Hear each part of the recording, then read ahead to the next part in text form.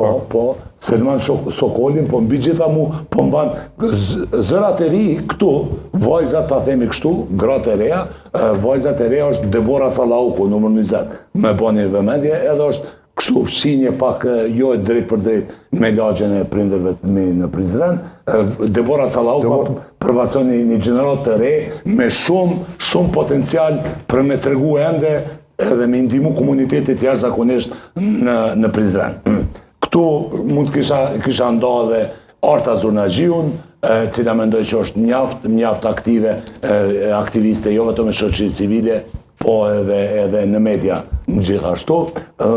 Të tjerët ka plot, Bekim Shaipi gjithashtu për shof në numër 22, edhe natyrisht nuk mund të harroj kurrillën time dhe një djalosh të ri, po mjaft aktiv, Erdem Oreshkën, këtu në numër më duket 37, po gjithsesi atë lista është mjaft kvalitative, çuditërisht këtë herë vetëvendosja ka bë punë të mirë me gjetjen e emrave edhe në aspektin regional, edhe aspektin e përfaqësimit të fshatrave.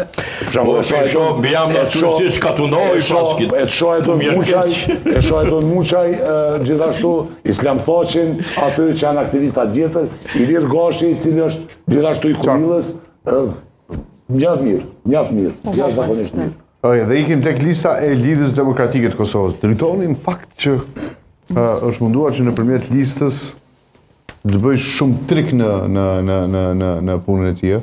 Sidomos me përfaqësimin e Hasit, shoh aty që ka temajn, Temaj, Temaj për shembull është një prej, pastaj është padyshim një prej njerëzve me shumë ndikim në atë zonë, Florent Ukaj, që hyn në listë dhe shumë të tjerë. Agrandide në shohim në listën e Lidhjes Demokratike të Kosovës, Befasi. Befasi që prandaj thash drejtoni ka shoh aq shumë sa prej kandidatëve që lirisht mund të ishte edhe kandidat për deputet, edhe për deputet edhe për kryetar.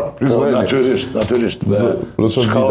Çka është interesante prandaj thash duke njohur edhe Prizrenin pak më mirë se komuna tjera, dhe emrat natyrisht njerëz, duke pas preardhën për atje, shoh që drejton Selmona i ka bë diçka që vetëm e Shen Kryziu ka arrit ta bëjë me LDK-t, e që është një depërtim të elementi urban, të qytetarët ta quajmë kështu në Prizren, të cilin kohë të fundit LDK-ja ka pas goxha mangësi. Domethënë, çka ka bë, shoh një minimum 10 emra nga qendra e ngushtë edhe nga ato që mund quhen Prizrenasit, që shko qef kushtrim, sa di ku me thonë Kasabalit. Prizrenalit. Po, Prizrenalit. Edhe kjo, do të edhe kjo listë është mjaft kualitative. E shoh një veteran aty nga Hasi, Aziz Hotën, shpresoj që s'ka me api tinza drejton Selmonës duhanin në ballotazh. Krajinza. E thanë edhe para folës, në vërtet lista është gjithë përfshirëse, përveç përfshirjes gjeografike dhe profesionale, unë mendoj që një ndër sukseset më të mëdha që ka arrit drejtonin këtë rast është unifikimi i LDK-s aty në Prizren dhe ka hyrë në një proces zgjedhor pa probleme të kaluamës. Që kjo në shumë komuna kandidatët për kryetar i penalizon. Në gjitha partitë politike ka fragmentime, ka ndomja të caktuara, edhe kjo që drejtoni ka arrit me shpong në Prizren me një gjithë përfshirje të gjithë njerëzve, edhe atyre që kanë qenë struktura, edhe profesionistëve, edhe me shtirje gjeografike. Prandaj mendoj që kjo i jep një shans më të madhe dhe një garancë për sukses ballotazh. Ka edhe 3 komuna të mëdha dhe unë i dua grafikat e 3 komunave të mëdha. Drejt për drejt tash kandidatët për kryetar. Flasim për Ferizajin, flas për Gjilanin dhe për Gjakovën.